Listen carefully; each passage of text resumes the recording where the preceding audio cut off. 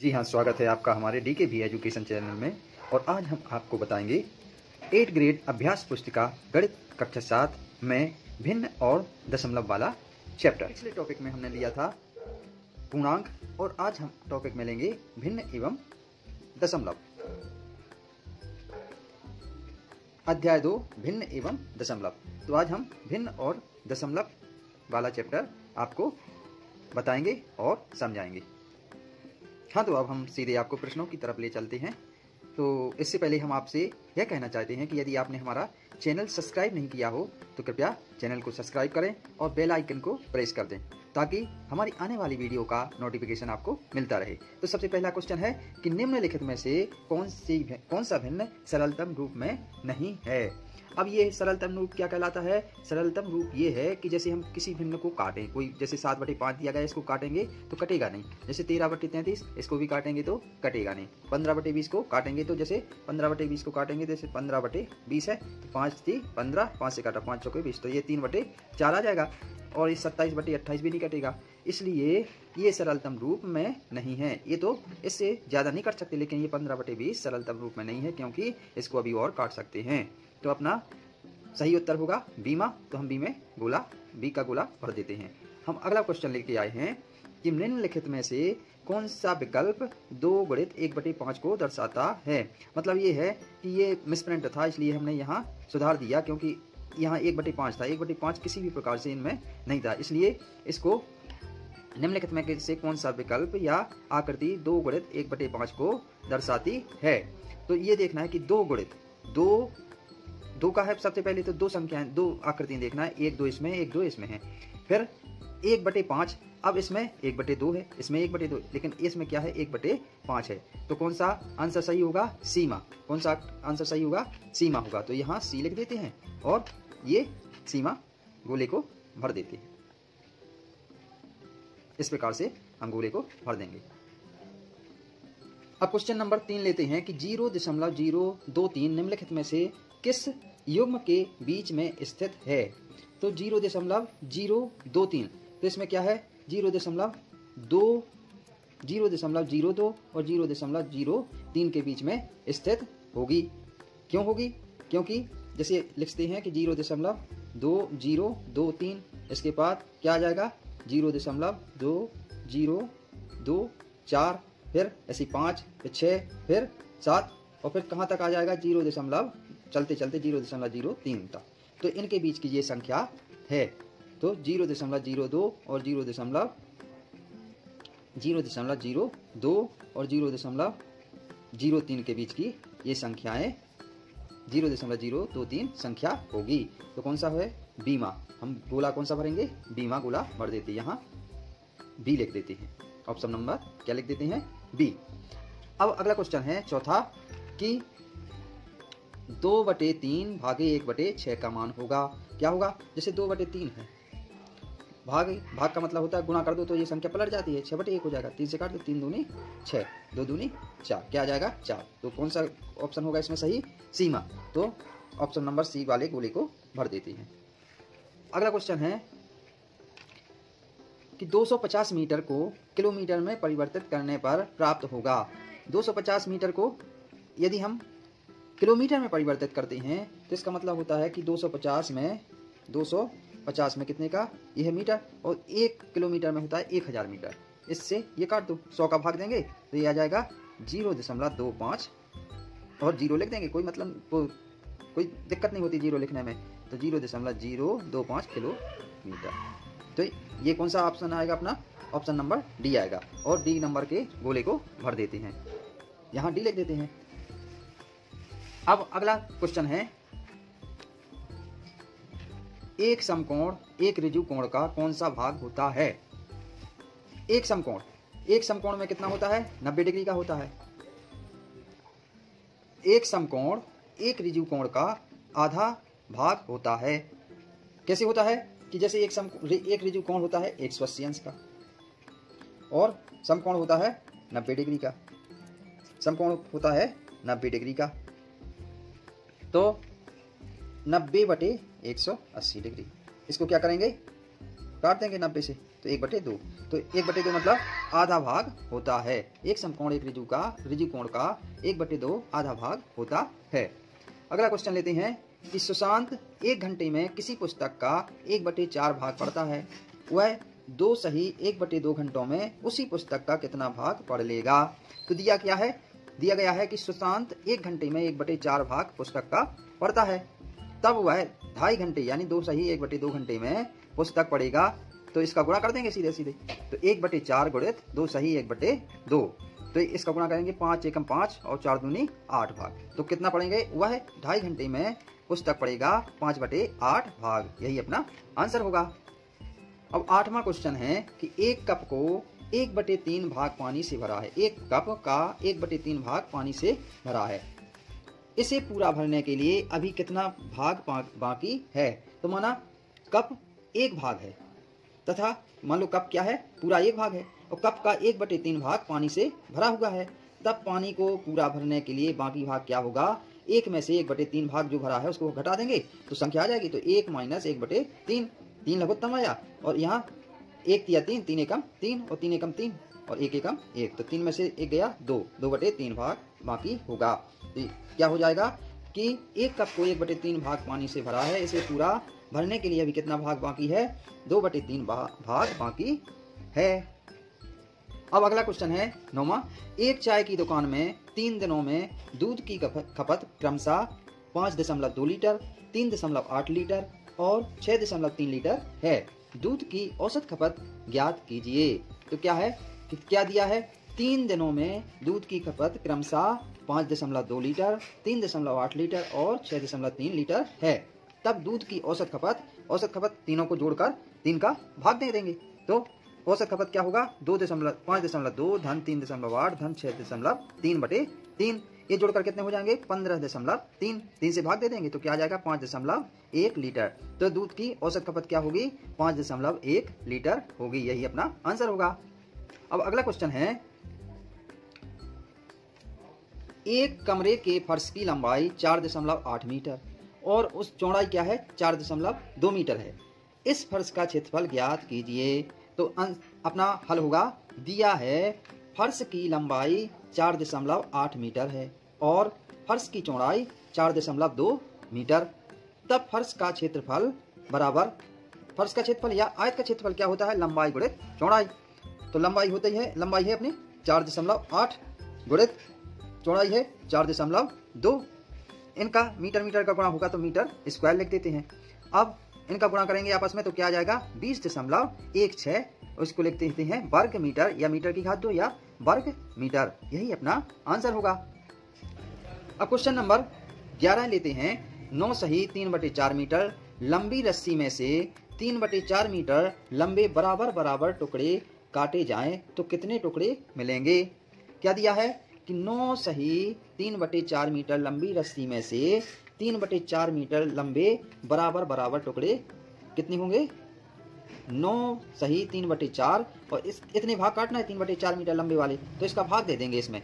तो ये हो जाएगा, इसका गुणा करेंगे 4 नाम 36 और 3 39, 39/4 गुणित और इसका भाग का चिन्ह यदि गुणा में बदलेंगे तो क्या आ जाता है, ये संख्या पलट जाएगी 4/3 हो जाएगी। अब 4 से काटेंगे, 4 एकम 4 और 4 एकम 4, 3 एकम 3, 13 3 39। तो कितने क्या है आंसर, 13। अतः 13 बराबर रस्सी के टुकड़े होंगे। यदि 9 सही 3/4 मीटर लंबी रस्सी में से 3/4 मीटर लंबे बराबर टुकड़े काटे जाएं तो कितने टुकड़े होंगे, 13 बराबर रस्सी के टुकड़े होंगे। अब क्वेश्चन नंबर 12वां है कि एक तोता और एक कबूतर जमीन से क्रमशः 20 सही 1/8 मीटर और 20 सही 1/2 मीटर की ऊंचाई पर उड़ रहे हैं। यदि 1 मीटर प्रति 2 सेकंड की गति से वह नीचे आते हैं तो जमीन पर पहले कौन आएगा और उसके जमीन पर आने में लगभग कितना समय लगेगा, यह ज्ञात करना। तो इसका हल होगा कि तोता जमीन से 20 सही 1/8 मीटर की ऊंचाई पर उड़ रहा है। कहाँ उड़ रहा है, 20 सही 1/8 मीटर की ऊंचाई पर। अतः 20 सही 1/8 मीटर को क्या लिख देंगे, 161। इसको करेंगे 8 का गुणा करेंगे और 1 जोड़ देंगे तो 161/8 मीटर हो जाएगा। 8 का भाग देंगे तो 20.12 मीटर हो जाएगा।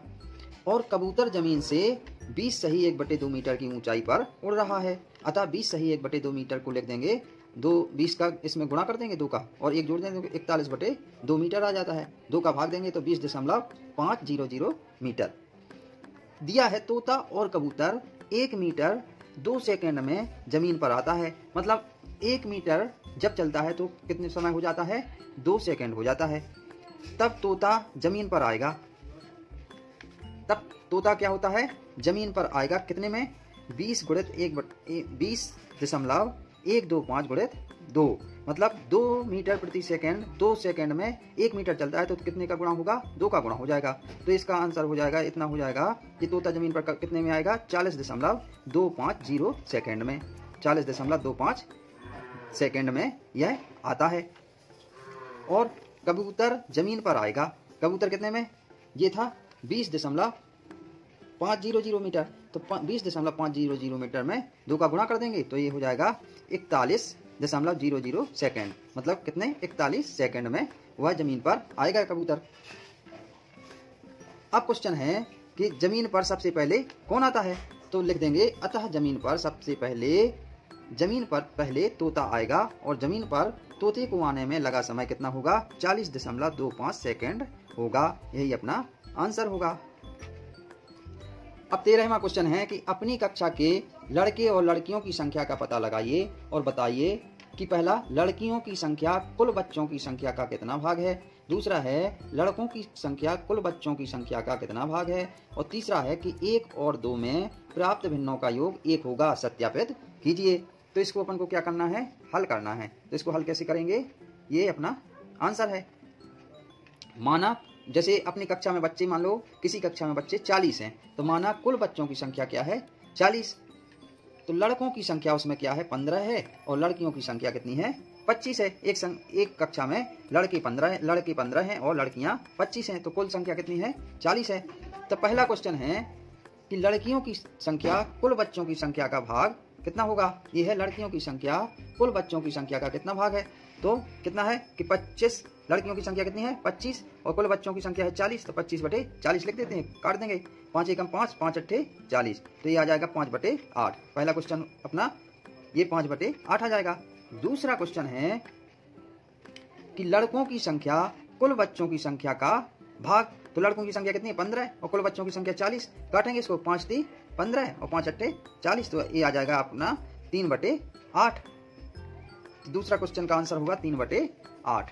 अब तीसरा क्वेश्चन था कि 1 और 2 में प्राप्त भिन्नों का योग 1 होगा। मतलब इसका योग लड़कों की संख्या कुल बच्चों की संख्या का भाग का योग और लड़कों की संख्या कुल बच्चों की संख्या का भाग का योग, मतलब दोनों को जोड़ेंगे तो इनका मान कितना आना चाहिए? 1 आना चाहिए।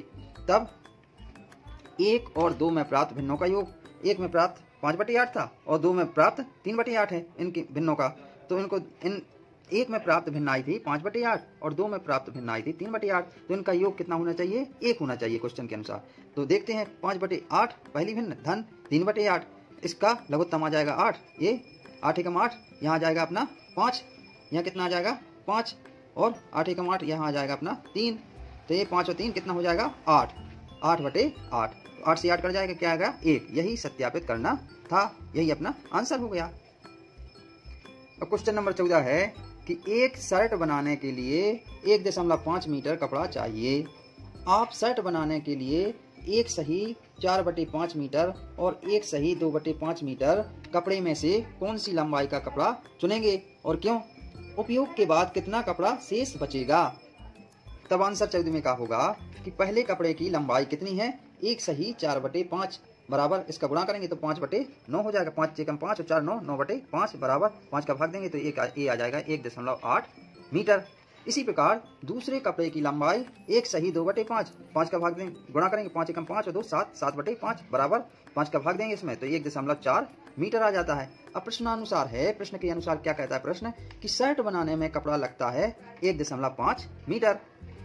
तब पहले वाला कपड़ा एक सही 4/5 मीटर चुनना पड़ेगा। तो प्रश्न में कहा गया है कि शर्ट बनाने में कपड़ा 1.5 मीटर लगता है और फिर हमें इसमें से चुनेंगे या पहले कपड़े में से चुनेंगे या दूसरे कपड़े में से चुनेंगे। यदि अब ये बताओ कि यदि 1.5 मीटर कपड़ा है और पहला है 1.8 मीटर कपड़ा और दूसरा 1.4 मीटर, तो 1.5 मीटर तो शर्ट बनाने में लगता ही है, तो पहले दूसरी वाला तो हो ही नहीं सकता क्योंकि यह छोटा पड़ जाएगा। तो क्या चुनेंगे अपन, पहला वाला कपड़े की लंबाई चुनेंगे, तब पहले वाला कपड़ा 4/5 मीटर चुनना पड़ेगा। ये तो हो गया क्वेश्चन का हल। लेकिन उसमें पूछा गया है कि इसके बाद शेष कपड़ा कितना बचता है, तब उपयोग के बाद शेष कपड़ा बचता है कितना, 1.8 मीटर। ये 1.8 मीटर था पहले कपड़ा और 1.5 मीटर शर्ट में लग गया, तो कितना बचेगा, 0.3 मीटर कपड़ा बचता है। तो आंसर अपना यही होगा। अब 15वां क्वेश्चन है कि अपने माता पिता की आयु पूछिए और बताइए कि आपकी आयु आपके पिता की आयु का कौन सा भाग है। आपकी आयु आपके माता पिता की आयु के योग का कितना भाग है। और तीसरा है, यदि आपकी आयु और आपके माता एवं पिता की आयु के योग को एक वृत्त से प्रदर्शित करते हैं तो उस वृत्त में आपकी आयु वाला भाग छायांकित कीजिए। तब हल है कि माना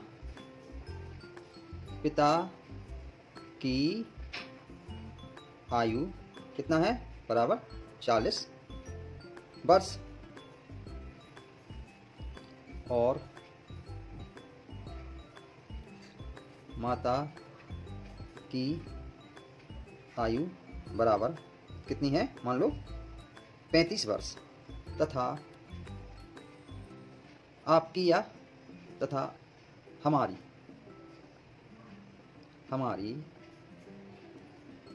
आयु बराबर है 15 वर्ष। तब पहला क्वेश्चन है कि आपकी आयु आपके पिता की आयु का कौन सा भाग है। तो हमारी आयु क्या है, मान लो पिता की आयु का भाग, पिता की आयु के भाग कितना होगा, पिता की आयु है, मान लो हमारी आयु है 15 वर्ष और पिता की आयु है 40 वर्ष, तो इसको काट देंगे, 5 × 15 3/8, तो ये आ जाएगा 3/8 वर्ष। कितना भाग आ जाएगा, 3/8 वर्ष। तथा दूसरा क्वेश्चन है कि आपकी आयु आपके माता पिता की आयु के योग का कितना भाग है। तो मान लो माता पिता की आयु का भाग, माता पिता की आयु का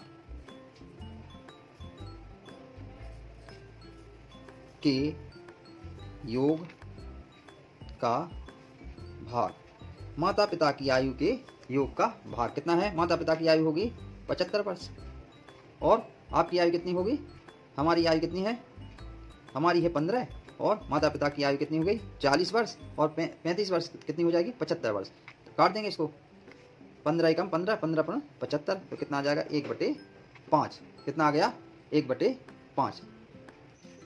तब तीसरा क्वेश्चन होगा अपना, तीसरा क्वेश्चन क्या कहा गया है उसमें कि यदि आपकी आयु और आपके माता एवं पिता की आयु के योग को एक वृत्त से प्रदर्शित करते हैं तो उस वृत्त में आपकी आयु वाला भाग छायांकित कीजिए। तो क्या करना है कि जैसे हमारी आयु कितनी थी 15 वर्ष और माता पिता की आयु कितनी है, उनका योग है 75 वर्ष, तो इनका अनुपात क्या आ जाएगा 1:5, मतलब इसकी भिन्न आ जाएगी 1/5। तो एक वृत्त बनाते हैं, तीसरे में एक क्या करते हैं, एक वृत्त बना लेते हैं। इसमें क्या करते हैं 5 भाग बना लेंगे, 1 2 3, 1 2 3 4 और ये 5, तो ये 5 भाग बन गए। तो हमारी आयु कितनी हो गई, इसको इस प्रकार से रेखांकित कर देते हैं। तो माता पिता की आयु के योग में से हमारी आयु कितनी होगी 1/5वां भाग होगा। तो इसको लिख देते हैं 1/5 के रूप में, वृत्त के रूप में इसको लिख देंगे। यही अपना आंसर होगा।